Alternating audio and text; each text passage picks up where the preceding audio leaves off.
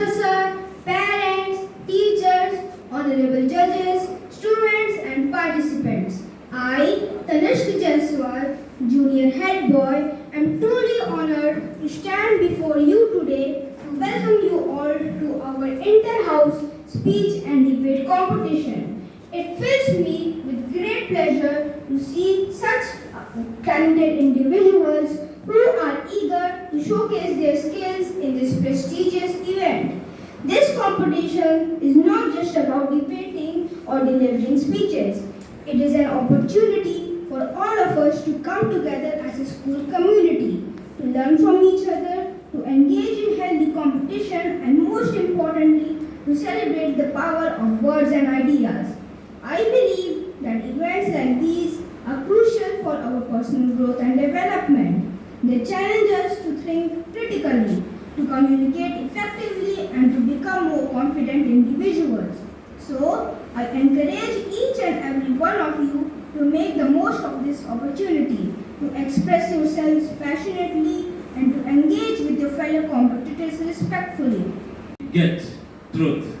When two people discuss something or more people debate on particular issues, what is the objective? Objective is to find out the truth, which is for the well-being of all. Welcome you all in inter-house English speech and debate competition. The sequence of the houses would be: first, Ganges House; second, Satlaj House; third, Jhelum House; fourth, Ravi House. I repeat it. The sequence of the houses would be: first, Ganges House; second, Satlaj House; third, Jhelum House; fourth, Ravi House. Democracy is not just the right to vote, it is the right to live in dignity. Good morning, respected principals, sir, teachers, judges and seniors. Today, I, Akshay Kumar from Ganges House is going to argue in favor of the topic, democracy is the best form of government. Now, what is democracy? Democracy, often described as government of the people, by the people, for the people, is widely considered as the most advantageous form of government. It is a system of governance in which power is vested in the people, either directly or through elected representatives. In a democracy, there is no place for monarchy, meaning there is no single person with absolute power. Either power is distributed equally among the people through free and fair elections, which ensures that government is accountable to the people. The reasons why democracy stands out as the best form of government are: point number one, democracy enhances the dignity of the citizens. The strongest argument in the favor of democracy does not relate to what it does to the government, but to what it does to the people. Even if some may say that democracy leads to incivility, it leads to not better decisions, and even if it does not stay accountable, it is still the best because it enhances the dignity of the citizens. With democracy come rights and equality, freedom and justice. Democracy is where every individual walks dignified and fearless with the head to be held high. Point number two, provides a chance to correct one's mistake. The best part of democracy is that such mistakes cannot stay hidden for long. There is a room for correction. For example, if the elected representatives we elect in elections turn out to be corrupt or insensitive towards public sentiments, we can change them in the next general elections. If the rulers do not change their decisions, we can change them, and this does not happen in any other form of the government. Some may say that democracy takes time. Yes, it takes time. When a decision is passed in democracy, it requires several consultations, meetings, paperwork and many people. But it lessens the chance of rash decisions and it improves our quality of decision making. I, Akshay Kumar Singh of class 9th is going to speak against the notion that democracy is the best form of government. While democracy campaigns equality and representation, it has inherent flaws that can cause harm to the effective governance. Firstly, inefficient decision making. Indian democratic process can be slow and inefficient, often leading to delays in important policy decisions. For instance, the goods and service tax GST bill aimed at simplifying the tax system took over 15 years to become a reality. Secondly, corruption and nepotism. Indian democratic system has struggled with flourishing corruption. A astonishing example is the estimated cost of conducting elections in India in 2024, which cost to rupees 1 crore, approximately $137 billion. To put that in perspective, the number of zeros in 1 crore is 14. which is almost impossible to count by a hand. It's alarming to think about the source of this money and how it's being utilized. Moreover, this figure only accounts for the white money spent on the election. The figure for black money could be significantly higher, further fueling corruption and nepotism. Now let us see where democratic governance is ineffective. Firstly, farmer distress and suicide. Indian democratic system has not addressed the long-standing issues of farmer, leading to widespread of distress, debt, and even suicide, highlighting the need for more strong representative support. Secondly, mob violence and lynching. Indian democratic system has failed to prevent the long-standing issues of mob violence and lynching. And my dear friends, today I, Shraddha, stand before you to speak in favor of proposition that democracy is the best form of government for India. As the world's largest democracy, India's commitment of democratic principles have been a cornerstone for its national identity and progress. Let us explore why this democracy is indeed the most suitable and effective system of governance for our vibrant and diverse nation. Firstly, my opponent should know that democracy is unparalleled in its protection of individual freedom. And our constitution, which came into effect in 1950, guarantees fundamental rights to every citizen. These include freedom of speech, freedom of religion, and right to assemble peacefully. In a country as diverse as India, freedom is essential for maintaining growth and to express a unique identity and belief. And as we all know that Supreme Court acts as a guardian of these rights. Secondly, I would like to explain that democracy. Understand what is democracy? Democracy is made up of two Greek words. One is demos, means people, and another is kratos, means rule. And the combination of these two words means a system of government in which the state power is vested in the hands of general population, also known as democracy.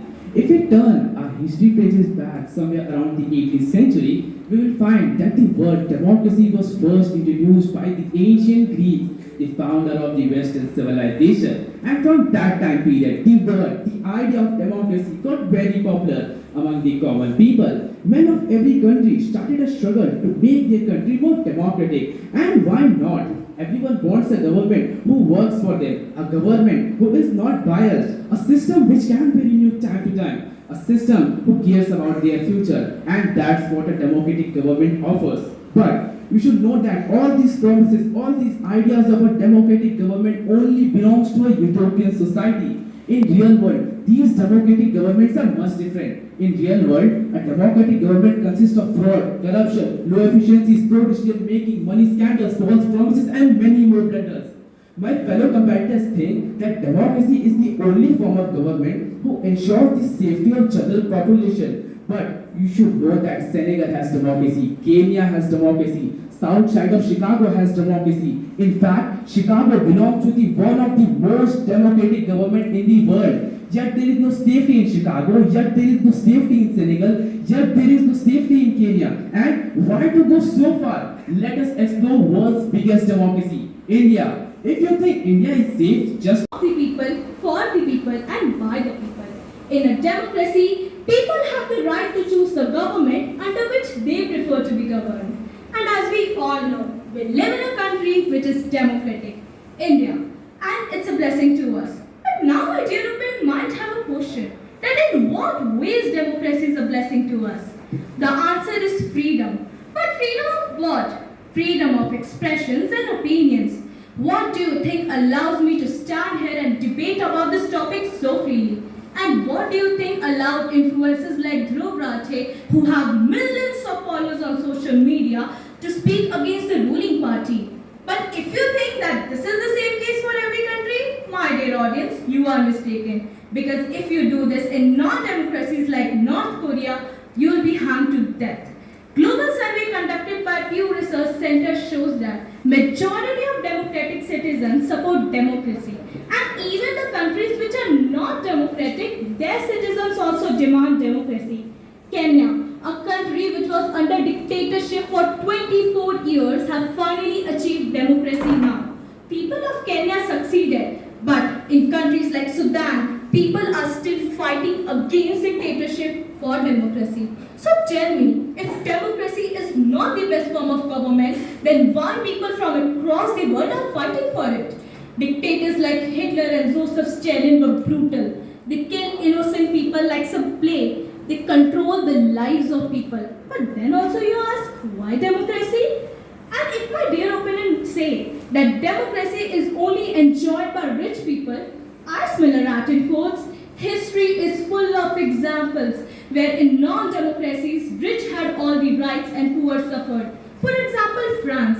Before the revolution, third estate, which mainly consisted of poor people, had to give excessive taxes. But in a democracy like India, we have yojanas like Ladli Behan, RTE system for the poor children, and reservations for the minorities, and many more. And if we talk about women's rights in non-democracies, then what's happening in Syria? Nothing is hidden from us, isn't it? Gender-based violence, child marriage, and digital violence are on rise.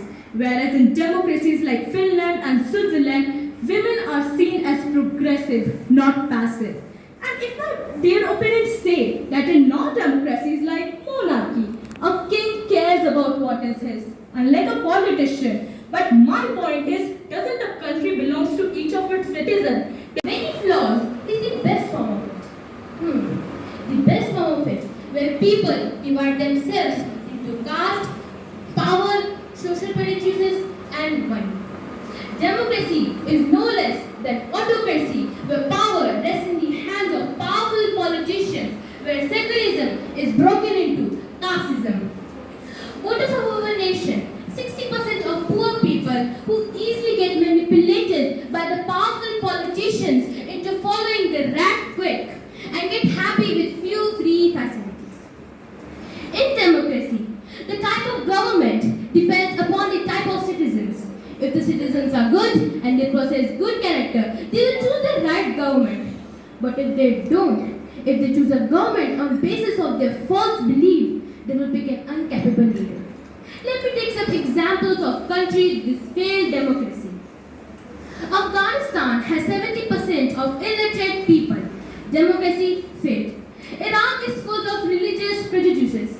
Democracy failed. Most of the former colonies in Africa have no government expertise. Democracy failed. Many flaws is the best form of it. The best form of it, where people divide themselves into caste, power, social prejudices, and money. Democracy is no less than autocracy, where power rests in the hands of powerful politicians, where secularism is broken into casteism. Voters of our nation, 60% of poor people who easily get manipulated by the powerful politicians into following the rat quick and get happy with few free facilities. In democracy, the type of government depends upon the type of citizens. If the citizens are good and they possess good character, they will choose the right government. But if they don't, if they choose a government on basis of their false belief, they will pick an incapable leader. Let me take some examples of countries with failed democracy. Afghanistan has 70% of illiterate people. Democracy failed. Iraq is full of religious prejudices. Democracy failed. Most of the former colonies in Africa have no government expertise. Democracy failed. Promotion of equality. Democracy is inherently promoting social, economic, and political equality. Irrespective of someone's socio-economic status, caste, race, or gender, every citizen has an equal vote and an equal say in the governance process. This inclusiveness fosters integrity, unity, and social cohesion, making democracy a truly participatory form of government. Dear opponents, now I would like to elucidate how India exemplifies as a democratic nation. Starting with constitutional framework, India is a sovereign, socialist, secular, and democratic nation with a comprehensive constitution that came into effect on January 26, 1950. The Indian constitution delineates political principles, structures, and procedures, along with the duties of government institutions. As I proceed to electoral system, India conducts periodic free and fair elections at both the national and state level. The Election Commission of India, an autonomous body, oversees the electoral process to ensure its integrity and transparency. The The participation of millions of voters in these elections foster the democratic ethos of the nation. As I proceed, A system in which the government of a country is elected by the native citizens is democracy. But is everything true in democracy? Are the people of democratic government always right? Can't there be a catch-all in a democratic government? People thoroughly believe that my competitor is speaking for the motion that democracy is the best form of government. But I disagree with this point. Nothing is perfect and neither is a democratic government. There are some shortcomings. I will list a few of them. One is tyranny of the majority. In a democracy, decisions are often made by the majority, which could lead to the neglect or oppression of the minority groups on their interests. There can be challenges in protecting the rights of the minority groups, from the potential tyranny of the majority, which can better be addressed in other forms of government. Secondly, democracies can sometimes be slow in decision making due to the need for consensus building and compromise, which can hinder quick responses to urgent issues. Also, some argue that other forms of government, such as autocracy or technocracy, may be more efficient in decision making and implementation of policies as compared to the sometimes slow and bureaucratic nature of democracies. One more shortcoming is populism too. Democracies can sometimes lead to the rise of populist leaders who make decisions based on popular opinions rather than what may be best for the long government. It has been a wonderful experience that you have searched a lot. You gave example of different countries. You did comparison of different form of government, and it's up to us to select, find out which form of the government is the best. I must say that your presentation has been wonderful, excellent, except a little bit improvement. There is always a scope to improve. So, like in the morning assembly also, sir pointed that pronunciation part little bit, and this can be improved very easily, like monarchy or monarchy. Monarchy, it's okay. So sometimes it happens. Some more words were there. Overall pronunciation and language part was very nice. If I talk about your confidence, so we all know that speakers should have eye contact to the audience. You have memorized it very well. You did research work and got good content. But I wish that you should have eye contact to the audience when you are speaking. In charges of today's competition, judges of the day, Divya ma'am, Manoj sir, myself, participants, lovely children, and all other teachers who are here. We witnessed this debate on the topic, democracy is one of the best systems to run the country. And as Manoj sir has said, that we could feel that you have done good research and you expressed your views. Few things that came to my mind have been pointed out by Manoj sir. Eye contact is necessary. I think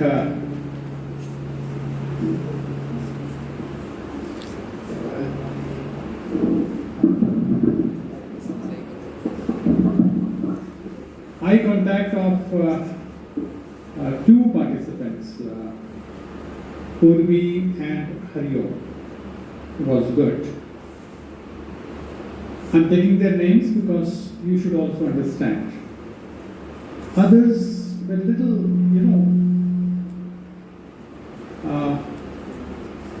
we're conveying the tension that they had.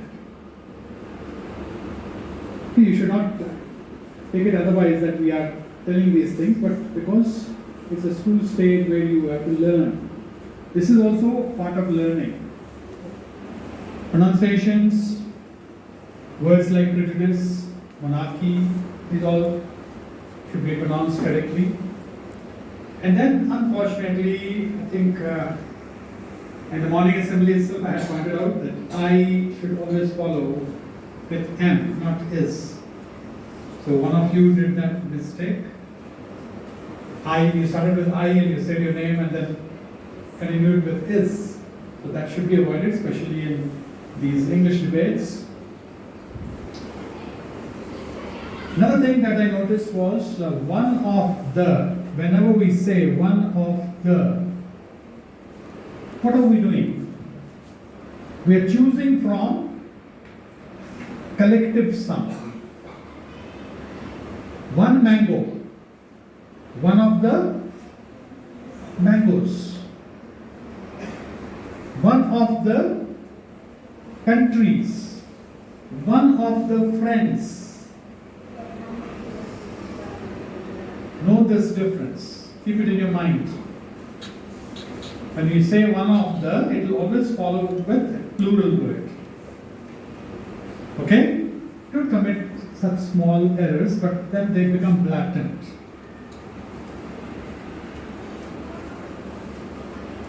For the government, we'll use the government which is functioning, not the government who is functioning. Okay, whoever has said it, keep it in mind for future. Others who are listening, they should also remember this. So when we talk about the government, we'll say, one of the government which functions. One of the government who functions will not be there. Who will be used for living things.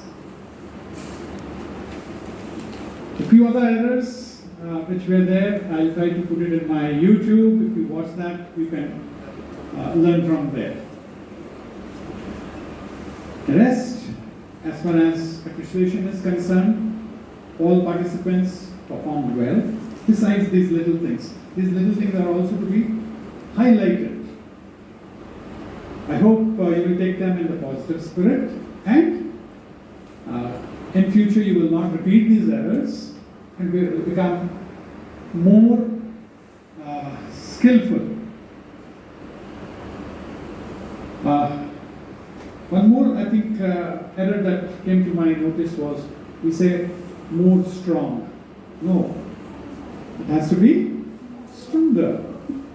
More we use for certain words where ER and EST we cannot add, like suppose beautiful. There we use more beautiful and most beautiful. Otherwise, for words where you can add ER and EST to express the comparative and superlative form, we do that. So learn these basic things. I'll request the English teachers who are sitting here to take up these little things inside the classroom. Besides the lessons that we have to deal with, because such errors should not be there either in the form of your spoken English or even in written English. So wishing you all the best, all the participants. It's appreciated that you came here. You were selected by your house wardens. You are already a winner. Okay? You have represented a group of more than 200, 300 students for their group, 9, 10, 11, 12. So nearly 300 out of 400, if we divide 4 houses, at least among the 100 students, you were the 2 participants who came here, and so you can applaud for these selected students of their houses. Let us applaud for them. Marks have been given and they have been calculated. I hope the best one wins. Thank you.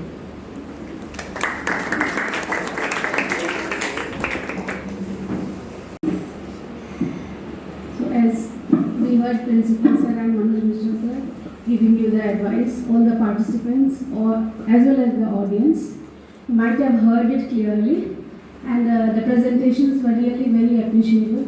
All of you prepared very well, and the suggestions which you got, I think you will implement them Now I am going to announce the